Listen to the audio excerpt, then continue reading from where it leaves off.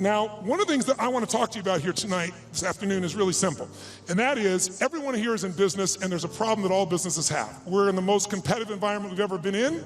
We went from, 500 million people being online to a couple billion people being online.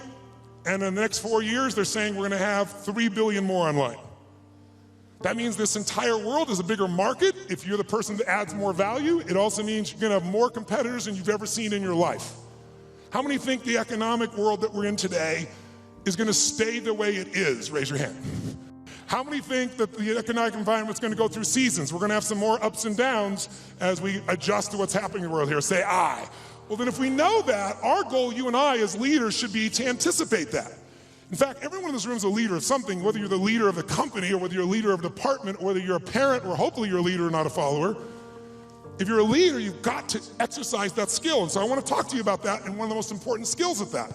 But most people don't exercise that leadership because they're dropping behind in their skill sets. And I'll give you an example of what I mean. How many of you in this room, I want an honest answer. I'd like you to yell the answer, raise your hand if you would, please. How many of you in this room have ever experienced the absolute total humiliation of playing a video game against a child? Right? And they go, look, it's really simple. You just shoot. You just shoot these guys and it all drops down and you think, okay, I'm gonna show this little bastard I can do a thing or two here, right? Take out the gun, you shoot, and you're dead in 2.3 seconds. Who's experienced this? Say aye. Now what happens to the child?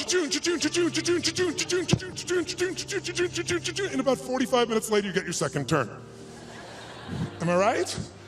And then you're really pissed. You're dedicated, you're devoted, you're focused. You're gonna take this thing out. You last 4 seconds and you're dead. Out of the side of the head. The kid, 45 minutes again. Who's had this experience? Say aye.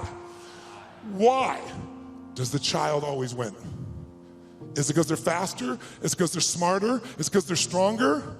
No, it's because they played this game before. As a result, they have the secret to success. They know the road ahead. And if you know the road ahead, you have an incredible power called anticipation. Anticipation is the ultimate advantage. See, winners, leaders anticipate, losers react. The reason you get beat is you don't know where things are happening, so you're reacting. Reaction is always stressful. And yet so much of our life is predictable if we just were to study it, not be caught up in our day-to-day. It's predictable the challenges you're gonna have in your relationships, or with your kids, or with your body, or with your job, or with your economics, or with your mother-in-law or father-in-law. These are predictable. And if you were to anticipate these things and put a strategy in place, you could take it all out and have the quality of life that you deserve. In business, it's everything. Those that anticipate, those that lead, and then there's those that follow. The followers are the reactionaries. So the more we can anticipate, and you can't anticipate and lead unless you first learn how to lead yourself at a different level. And so I'd love to have you just see that if you and I can start to take control of our focus, and we can start to control the meaning of our lives and make something really that meaning that empowers us, because look, what's wrong is always available, isn't it? There's always an Ebola, a bird flu. There's always something that's gonna kill the entire human race tomorrow on TV. And then there's your life. What's wrong is always available, and so is what's right. And you have to take control of that focus, because otherwise you become the follower and you get to live your life. Even though you're a smart person, we're all smart, but it's easy to get led astray by everybody else's focus, isn't it? And then all of a sudden let them create the meaning for us. And then all of a sudden we're settling for a life far less than what we desire or deserve. So my approach is really simple. My approach is to say, let's you and I, just for a few little time we have here, and by the way, this to me is a little time, a couple hours, 2.5 hours, I guess, at this stage. Because kind of the minimum length of seminar I do is 50 hours, 50. And you go, are you kidding me? I don't like to hear myself talk. I like to see people do things so often they build muscle, not just thoughts. And so one thing I'm gonna ask you to do in a few minutes is we're gonna go from this passive mode that you're in right now into full engagement. Because if you get fully engaged, it's amazing what you can accomplish and do.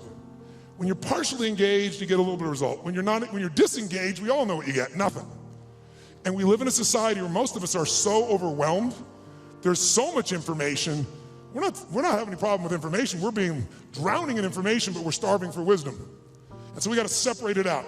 And so one way to separate it out is I'd like to talk to you about 3 things that can help you increase your performance and your life. Because what I'm obsessed by and have been for 37 years is what can increase performance for an individual or an organization. But also I'm equally obsessed about what's gonna make somebody fulfilled. Because who's had this horrible experience? Who here has ever achieved your goal and then your brain said, is this all there is? Who's had this experience here? Say I. And that's worse than failing. At least when you fail, your brain can say, I can figure this out and do it again a new way. But when you succeed and you're miserable, you're basically technically screwed. So what I want to make sure that you and I do is we set ourselves up to be able to win. So there's 3 things I'd like to walk you through. 1, I'd like to walk you through how to the competitive edge that's going to get you both the performance you want at the highest level and also the fulfillment you want. Because if you want to know my view, I can tell you there's 2 master lessons in life. Lesson 1 is the science of achievement. If you want an extraordinary life, if you want a magnificent life, which by my definition has nothing to do with me, it's life on your terms. Some of you, what's an extraordinary life? It's having a cool little company. For some of you, it's having a big billion-dollar company. For some of you, it's not a company, it's 3 wonderful children that you totally love and adore and spend time with. For some of you, it's poetry. For some of you, it's making a difference in the environment. It's different for all of us. It's life on your terms. But if you're gonna have an extraordinary life, you need to master, number 1, the science of achievement, which most of you are damn good at or you wouldn't be in this room, right? You know how to go from where you are, have a vision, make it real. So how do you do that? How do you get yourself there? You gotta understand the science of achievement. But I know so many people I get the call from, most successful in the world, business person, politician, leader of some sort, economic leader, financial trader, and they call me up and they want me to change something in their business, but I know what they really want. They really want to find fulfillment still. Because success without fulfillment is the ultimate failure. Who's with me on this, right? You make everybody else feel great. I mean, it's a horrible example, I hate it, but we all know an extraordinary spirit that took his own life just recently, probably lit up more human beings than almost anybody alive when it comes to humor and joy. He made everybody else feel happy but himself. It's sad. You don't want that to be you. If there's any gift he can give besides his joy, is the evidence of what you don't want to move towards. Nobody in this room is going to move towards that, but we do it at a little level. We die a little bit along the way by giving up what we really desire and believe in. And my goal is to make sure, see if we can wake that up. So, and by the way, fulfillment is as unique as there are people. Achievement, there's laws, right? You do this, money, there are laws. Your body, there's laws. We all have biochemical, special, unique identities, but there's certain fundamentals. If you do them in mass, you're going to be overweight. If you do them differently, you're going to be fit and strong. Same thing with money. But fulfillment is as unique as art. Art is what one person thinks is beautiful, somebody else can think is ugly, and that's perfectly fine. Have you ever gone to an art museum and you see this big red square and they go, $10 million, you go, you gotta be kidding me. $10 million for that frickin' square? I'll draw you a square. But someone else, no, look at the texture, the taste, the flavor. I can taste the paint from here. They have a different way of being fulfilled, right? So those are the 2 kind of lessons of life. So this is what I'd like to do to help you with both those today if you want to play with me. Number 1, let's take a look at what will give you the edge. Who's up for having a competitive edge in anything you do? Say I. And it's not BS and it's not positive thinking, it's something you can test because the edge is what's going to get more out of you. Second, I'd like to show you how to create a breakthrough. Who here has an area of your life where there's something you've struggled with for a while and you're sick of struggling with it and you're sick of making excuses and you want to actually change it today? Who's got one of those in your life? Say I. If you want to play full out, I can show you that. And the third element really affects the other 2, and it's really the one that affects business and life, and that's the power of engagement. All of these are tied to engagement. And I'll tell you what triggered me on this, is thinking about how could I add the most value here? And engagement is one of those, new flash words in the corporate culture we all hear about, oh, full engagement, partial engagement. But it's really true, engagement plays such a huge role, and some of the studies that are out right now are mind-boggling. Have you seen the recent studies that they've done? 142 countries, asking workers around the world, how would you describe yourself? Fully engaged, partially engaged, disengaged, aggressively disengaged. And guess what they found out? Throw it up there. Around the world, in 142 countries, they found out that 13% of employees worldwide said they were actually engaged in their work. Now for us in this room, you'd say that's absurd, there's something wrong with the survey. Well, you'd be right. In a room like this, it's full engagement, or at least a lot fuller engagement. America has the highest engagement of any country in the world, it's 29%, which sounds so much better when you're 13. So which would you rather have, a punch in the face or a kick in the stomach? But let's flip that around and say, what does that really mean? It means 71% of people are disengaged at work in the richest, most powerful, most influential country in the world. It's mind-boggling. Now, if it's only one study, you'd say, oh, it was a partial, but you can see study after study coming up with similar numbers, slightly off, but pretty much the same ratios. Now, here's what's really interesting. Of those 71%, there's a group in there, about 24% of them, that are actively disengaged.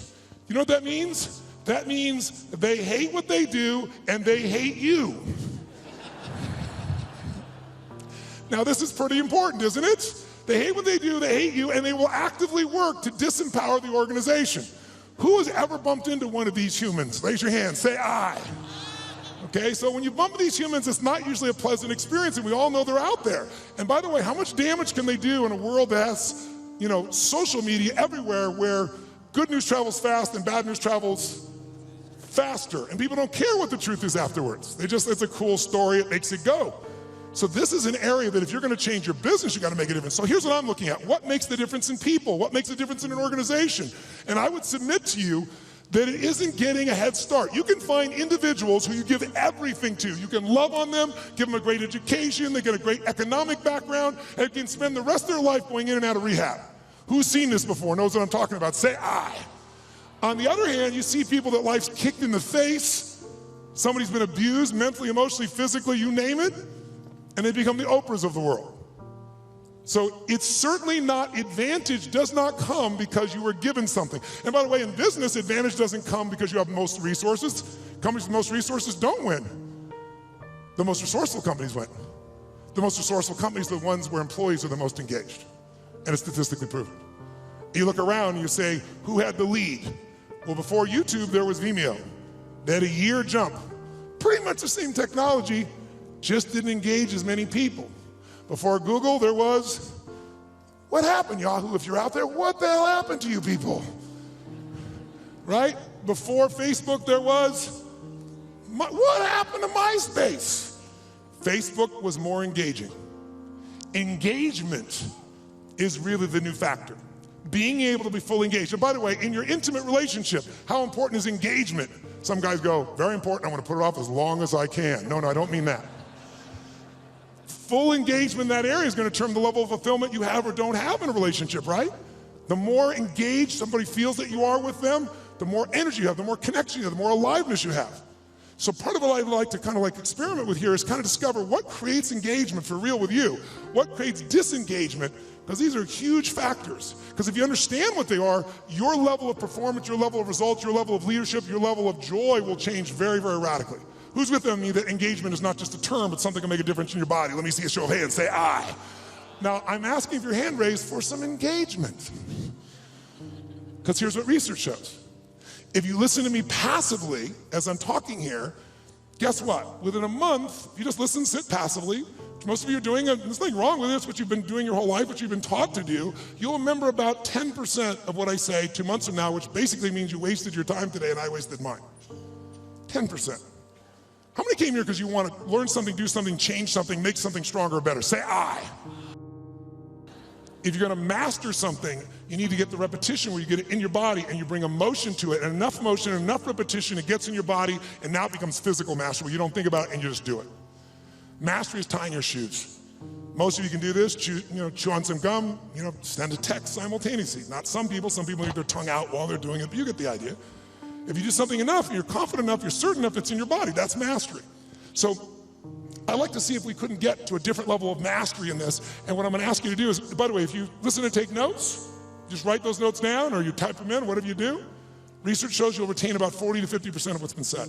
For the future, I'd highly engage or encourage you to do that. Now might be a good time. And then the third most powerful one is if you physically engage your body.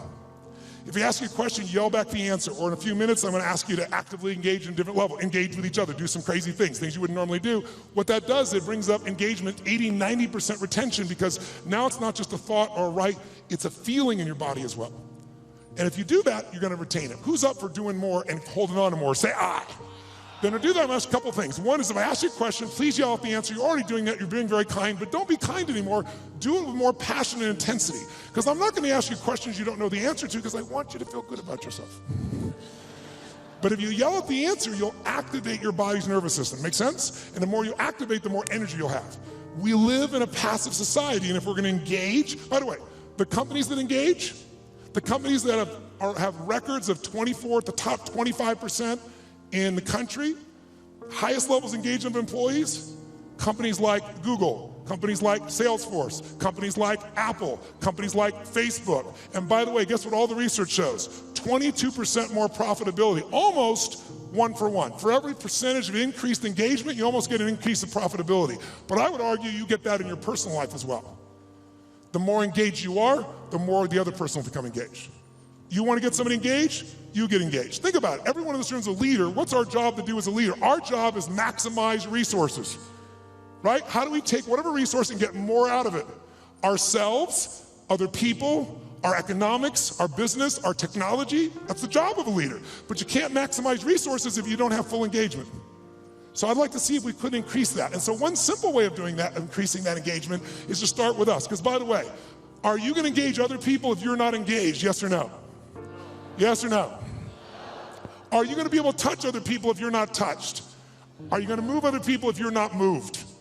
And so by the way, here's the problem. How many of you wake up, you have certain days you wake up and you think to yourself, today, I don't want to talk to any people. Who in this room has days like this where you don't want to talk to anybody here? Say I. Oh, come on, say it with some energy, I. But as a professional, you got to do that most times. And if you fake it, do people feel it? So I want to show you some ways to change it. But here's the reward of engagement. If you can become a person to engage others, you will now become an extraordinary leader, not a mediocre or good one. As far as I'm concerned, good is the enemy of great, as corny as it sounds.